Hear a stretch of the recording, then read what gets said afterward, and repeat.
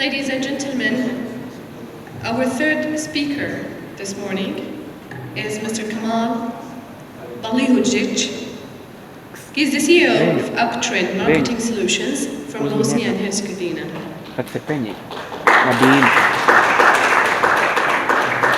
Let me just give a brief about Kemal. Kemal strongly believes that the only way to push through the barriers and achieve the most of what we do is to constantly challenge the way we work, put more effort into it, and step outside your comfort zone. Kemal has been consistent on the path of developing new businesses, platforms of corporations, and adapting the mindset to get more out of life, constantly striving for new challenges and ways to overcome them. Ladies and gentlemen, please welcome Kemal.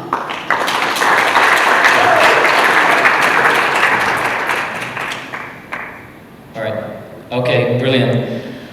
Thank you so much for the introduction. I think it was from my LinkedIn page. I haven't changed it since 2013, but anyways, thank you so much. It's been a wonderful experience. That's my first thoughts. It's been a wonderful experience for day one. I've enjoyed it very much. It's an honor for my team and I to be part of the IFTDO 2019, so I would like to thank the board members of the IFTDO as well as Origin Group and Origin Europe as well for choosing us and choosing me as a speaker. So before I start with anything, I would like for everyone just to shake it up a bit and give a warm applause for Origin, for IFTDO, and for the entire organization, please.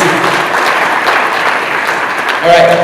The next thing is, I apologize for my hand. Just before the conference, I had a slight difficulty and damaged my hand, which is the downside of things. The upside of things, I'm so high on medication, I don't feel anything. So, yeah, anyways, when I was chosen to be a speaker here, I was thinking about what should I talk about, because I usually talk about marketing, I talk about sales, I talk about motivating young people into achieving goals and success stories, into building and enhancing their skills. So, with and in together with the IFTDO organizers, we chose a topic called Talent Lifecycle Strategies and Motivation. We changed it up a bit, and I'm going to say something about me before that. I was a refugee during the war. I was a refugee. I went to Pakistan, then I went to Dubai, came back, didn't speak at all Bosnian language, had to adapt, had to overcome, had to learn. Finished my high school, my university, my master's, had the opportunity to work with the wonderful people that were awarded here and with Professor Malcolm. And I was always thinking about why, as a country here, and how we can develop ourselves and how we can overcome our fears. And one of my speaking arrangements, just a couple of years back, maybe 5 years ago, before I published my first book, Born for Success, I was talking with one lady after my seminar, and she was beautiful, she was young, she had it all, and she came to me, she was 18 years old, and she said, "This is wonderful, Mr. Kemal, but I don't have the potential. I don't have the potential." And I was like, "Excuse me, how old are you?" She said, 18. 18? Come on! You haven't even stepped out of your comfort zone. You haven't even stepped out of this cage you're making yourself believe in that you cannot achieve what you devote yourself to achieve." So that's when I made the ultimate goal of my life, which is to motivate and inspire everyone that I come across, to motivate more than 10,000 people in the Balkan region and more, to build human capacities, to build on young potentials. I thank God that after my first employment, I started out and I opened my first company, failed after 6 months. My second company I sold for peanuts, and my third company is very successful. I'm very proud of that, and we opened a branch in the UK just a year ago. The one thing I found about myself during this period, during my development as a young entrepreneur, was it takes people to build businesses. We cannot do it alone. It takes people. It takes strategy. It takes courage. But most importantly, you need to know what you're doing, all right? So, because many of us here are HR, and you guys are HR professionals, and you probably heard about the life cycle strategy, and you probably heard about what it takes to develop an employee. And the thing about it, when choosing the topic was talent life cycle strategy. And the thing about the word talent is that I hate it. I hate the word talent. You know why? Because when I was young, everybody was talking about talents in my school. Talents in my primary school, talents in my high school, talents in my football club. And I was never a talent, all right? I was something of a hard worker. I was the guy, when everybody was going out, when everybody was sleeping, I was working. And I was working hard. So when I started building my own business, I said, don't mention talents. Don't mention talents. Give me people who are willing to work hard and let me build them up. And this is what it takes, all right? You have several steps towards building talents, building people in the company. One, hire and onboard. And we'll talk about it further on, so I'll go fast because we only have 2 hours left. Just joking. Develop and deploy. What I liked about Professor Malcolm's presentation, he said, the first thing I did in Goldman Sachs was I jumped into training immediately. They gave him a blueprint for success. They said, kid, this is what you need to do, all right? This is what you need to do to become successful. This is a blueprint. You're not losing your way around. This is what you need to do. And he followed it up, all right? Manage performance, setting goals, setting tasks, following up on them. Very important. We'll talk about it in terms of motivation of employees. Engage and retain. And again, attract and recruit. There's a reason they don't call it lifeline, but rather life cycle. If it was lifeline, probably most of us would end up going crazy in the next 10 years. All right, so let's start with an interesting information. A direct replacement costs can reach as high as 50 to 60% of an employee annual salary. It's scary, isn't it? The thing about, and we'll talk about the Balkan experience, and this is what I've been mostly focused on. The thing about the Balkan experience that I have is that most of the time, managers, CEOs, CFOs, especially founders, they don't recognize this cost. They don't recognize it as an opportunity cost, but rather, we have a lot of people unemployed, somebody will take on the job. They don't recognize that an average employee needs 3 months to 6 months to adapt to new circumstances, to new goals, to new heights, all right, to new visions. So this is scary, all right? So why is it actually important? It's important because in order to have business results, we need to know where we're going, what goals are we setting. So business strategy requires human capital strategy. And this is why in most of our consulting agreements that we do with companies, either part of Aftermarketing Solutions or myself, is that we first say, okay, where's your plan? Where's your marketing plan? Where's your business strategy? What are your business plans? How do you execute them? Who is there to follow up on the employees, on the management, on the stakeholders? So business strategy requires human capital strategy, and this leads. So plan, acquire, engage, develop, deploy, lead, retain, and so on. We have to measure and align to get talent results, because if we build up talents, they will get us business results, all right? So,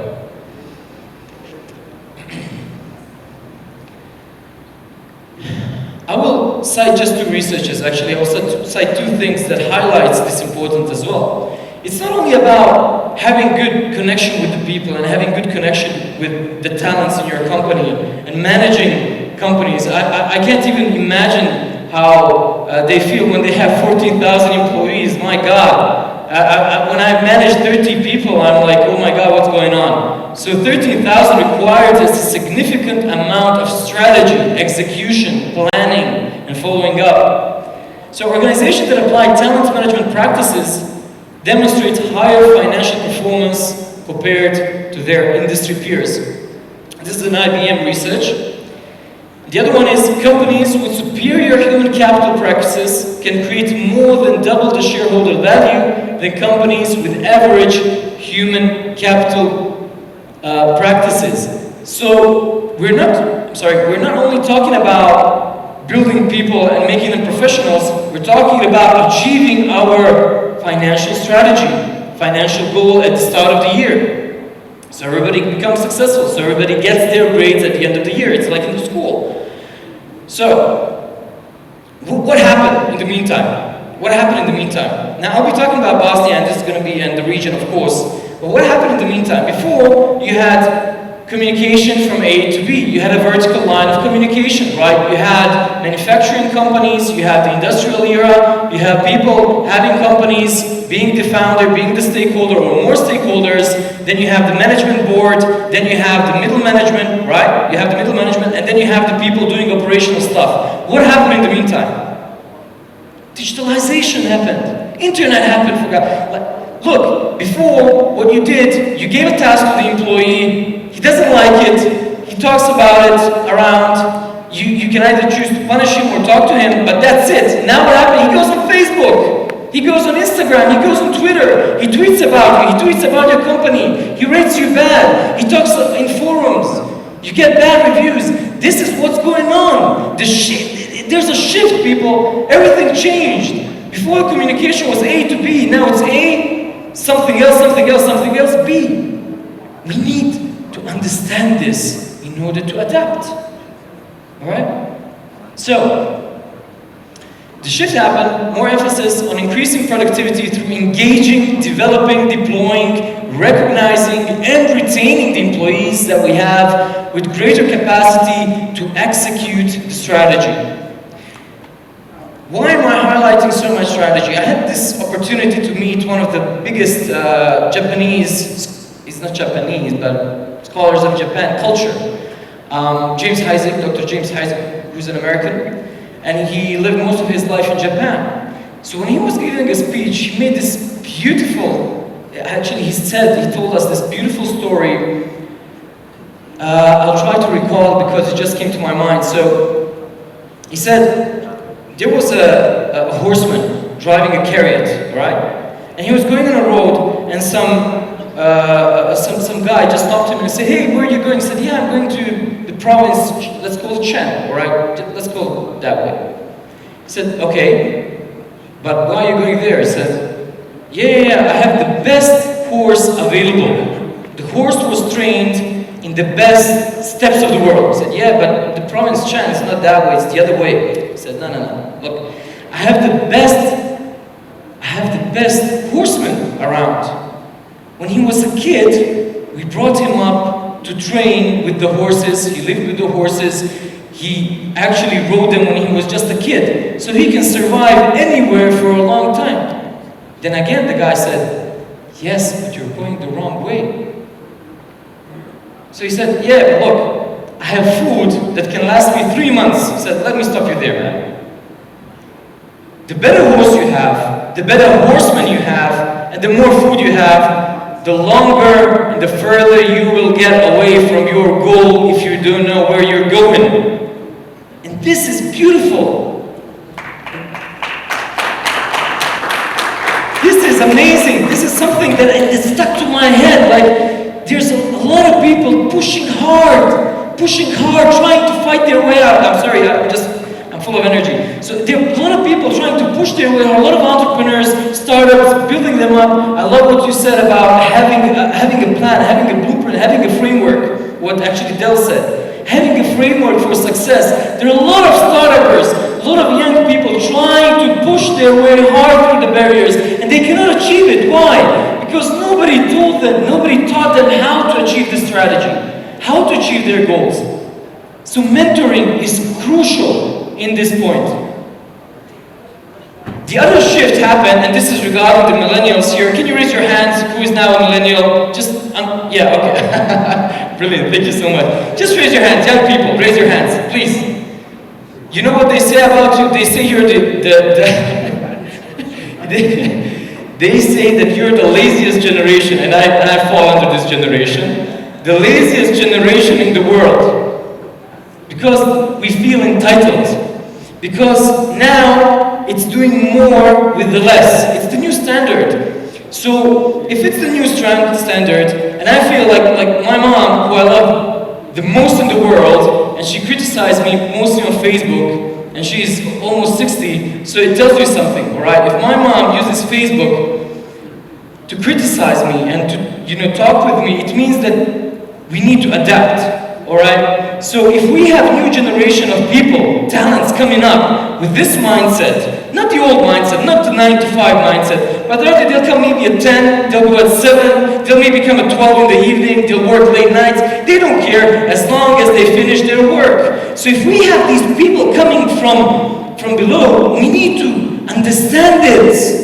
We need to adapt. We need to change our own mindset to fit them. Because they were born with YouTube, they were born with influencers, they were born with the internet.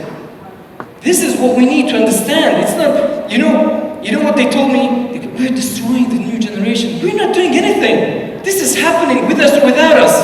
We can either choose to adapt, to be part of this new life cycle, or to say, okay, I'm going to close my company in 10 years. And are we going to close the company in 10 years? No way in hell. Alright? Okay, so focus on strategy.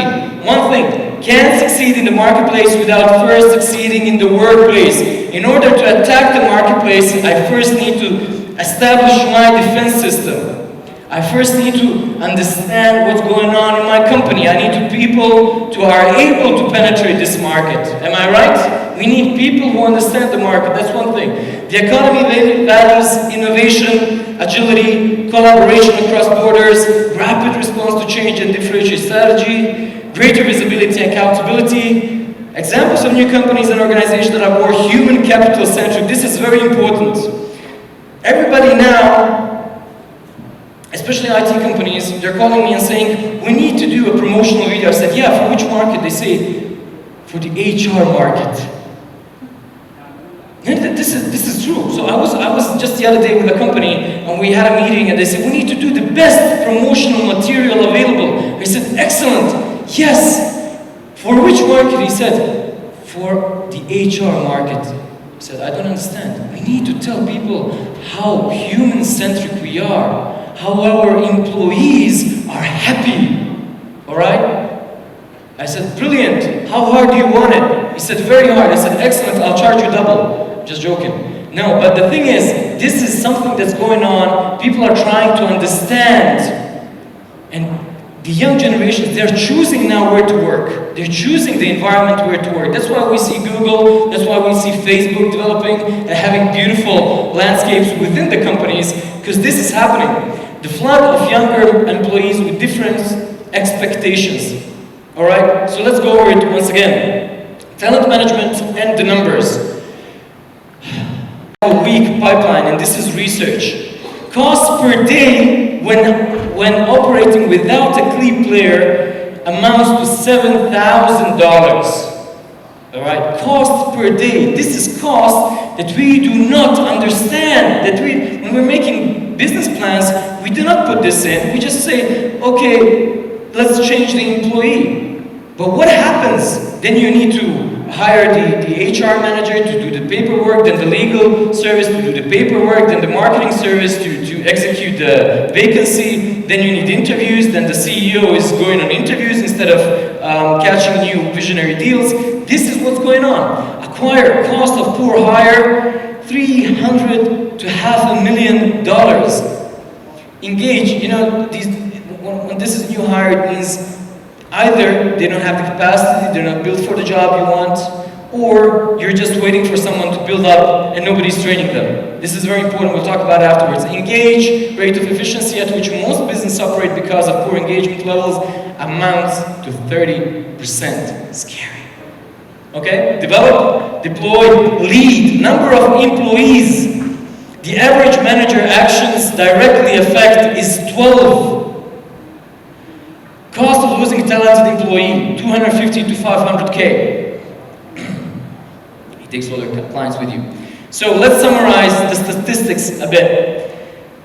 The 7 employee turnover statistics that are very scary. 51% of employees are considering a new job. 50%, which is pretty scary. By this statistics means that half of our own companies and people within these companies are looking for a way out. Do you think that's okay? Nah, it's scary. It's scary. 50 to 60% of an average annual salary is directed to new employee engagement. All right, new employee, to hire new employees. 87% of employees said that empowering retention is a priority. So you see, all these statistics are very important. 87% of employers said that improving retention is a critical priority for their organization. 51% are considering a new job. Why is this important? Because if we understand statistics, then we understand the importance in financial terms. Losing an employee costs us money. Having an employee not doing their time, not doing what they need to do, if they're not trained enough, it costs us money. Having a sales force that needs more than 20 calls or 30 calls to make a sales happen is costing us money because of salary, time, whatever we have invested in the person. So it's crucial to understanding how to develop talents. All right? Now, how many of you are first time in Sarajevo or Bosnia? Just raise your hand, please. Thank you so much. Thank you for coming. I'm delighted. Please, I want one big applause for you guys, please. Now look. Have you heard about, of course you heard about the 90s and the unfortunate events that we had here. But let me tell you something. If I started talking about the history of the Balkans, most probably we would need 3 more days and an entire conference about this. Alright? So I'm not going to talk about it. It's pretty funny. I won't do it. It takes a long time. But these are the countries that end up being the Balkans. Now I'll be trying to focus on the Western Balkans. That basically is Bosnia-Herzegovina, the country you're in right now, Serbia, Kosovo, Montenegro, Macedonia, Albania. And these all countries are trying to push their way into the European Union and be part of the European Union. All right, so we're trying to adapt new skills, we're trying to adapt to new circumstances coming our way. And we're trying to be with Germany, with Austria, with all the big countries. What are the difficulties that we here face? Now for me, this is very important. I don't know how aware are you, but before the wars in the Balkans, we had the best engineers available, especially mechanical engineers that are still alive. Okay? We had the biggest military factories. We had our own vehicle factory. We had companies that are large, that did projects all over the world, in the Gulf region, in Europe, in other neighboring countries. These people are still alive. So after the war, things changed. There was a transition period that we witnessed, so it wasn't very easy to adapt. Most of the people that build their own companies over here, these are SMEs, small, medium enterprises, and family-owned companies. All right? So what's going on now in 2019 is that these family-owned companies need to transfer from the father to the son. And this is very, very difficult. So one of the most common misconceptions, if you talk with Bosnians and Bosnian owners and stakeholders, etc., and that they're telling me every single day when I sit and they drain my energy, are 2 things. People don't want to work. Second thing, you can't find decent employees. Now, I'd love to hear your thoughts on it, but the thing is, and I'm sorry for swearing, but this is bullshit. And I hear it every single day of my life, and I hate it. You know why? Because most of the companies still have a very old system of engaging these employees. They don't offer them solutions, they don't offer them practices, they don't offer them training, they just talk. They just talk, but they don't walk the talk, all right? This is what they do. Why? Because of the lack of know-how, skills, and system. There is no system in place. So the negative old business practices that were there were a strict vertical system approach where you have the founder, the CEO, talking around, and only he or she is the one who needs to be asked if something needs to happen. So it's a very old approach. one of the speakers that I listened to said, actually I think it was Malcolm that said, you need to make decisions with your people. You need to build a team. So this is one. Family-owned businesses and transitional difficulties, one of the biggest obstacles in the region. More than 80% of the SMEs are family-owned businesses. They don't know how to change and giving management the opportunity. I just had a couple of days ago I was sitting with a very big high-class businessman from Bosnia. He had a business for 25 years. And you know what he told me? He said, Kemal, can we talk? I said, yeah, sure. Kemal, I have a problem. I said, yeah, my business grows each year by more than 15%. More than 15%. I said, yeah, amazing! Congratulations, that's brilliant. He said, no, it's terrible. I said, how? I said, I want to retire in 2 years. I want to retire in 2 years. So I said, okay, brilliant. What about your son? He said, nah, he just wants to have a hotel, drive cars. I said, okay. What about management? He said, he repeated that crazy, stupid old sentence. I can't find quality employees. I said, no, you're mistaken. And the future is, and most probably will be, that professional management consulting companies will take over these companies. Do what you do and outsource the rest.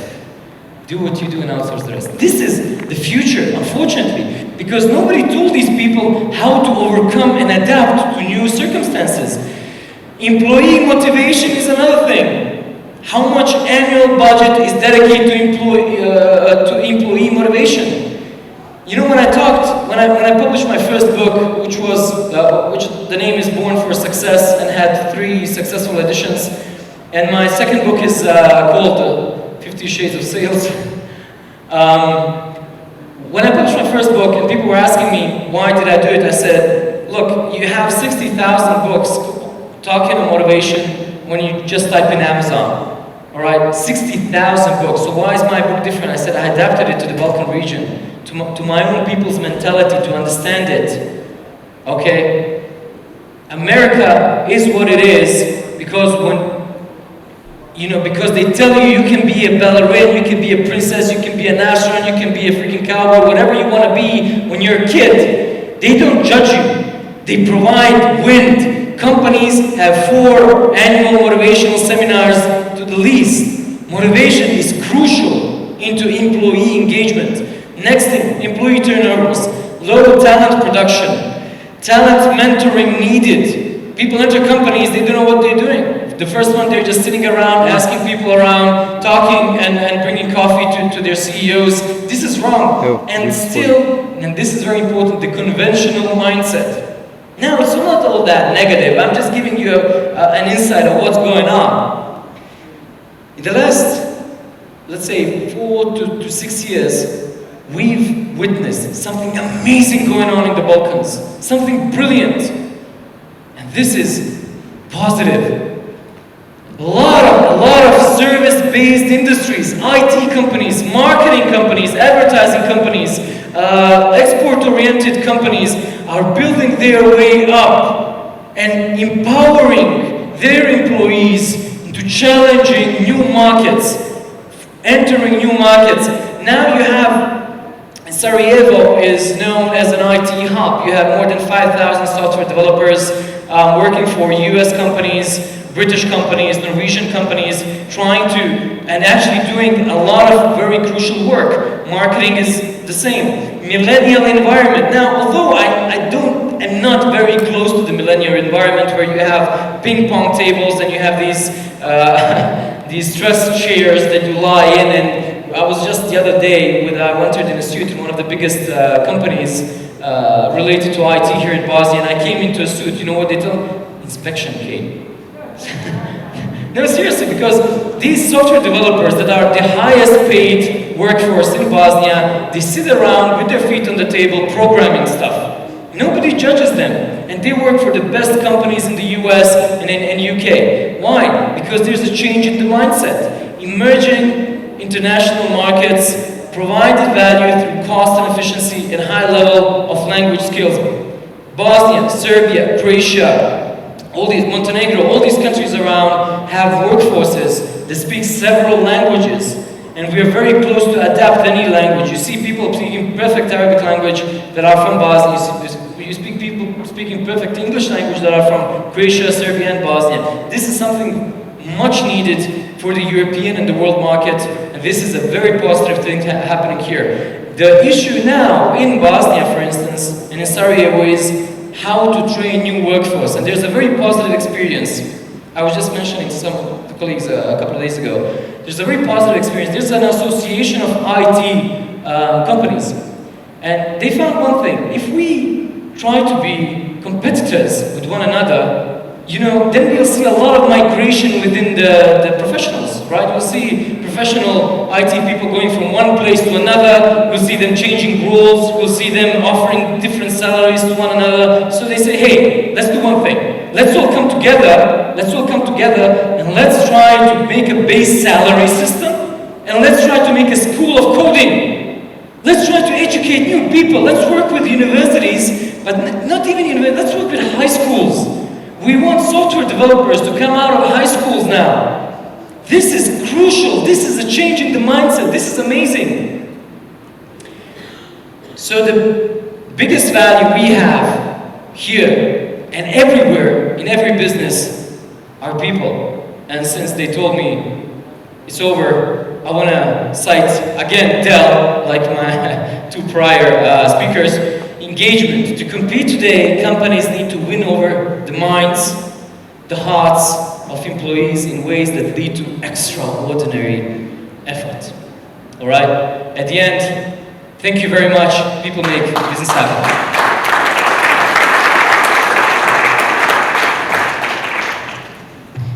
Thank you, Mr. Kemal Balihodžić. I would like to call Dr. Ahmed Al-Banna, IFTDO board member, to hand over a token of appreciation to Mr. Kemal.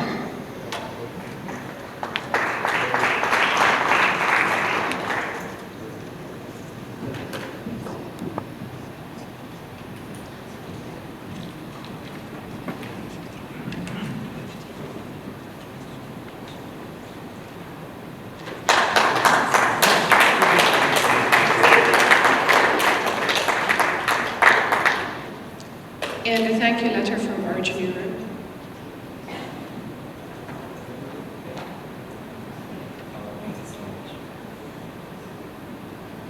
Ladies and gentlemen, we will go now for a coffee break, and we would like to see you again at 11:15.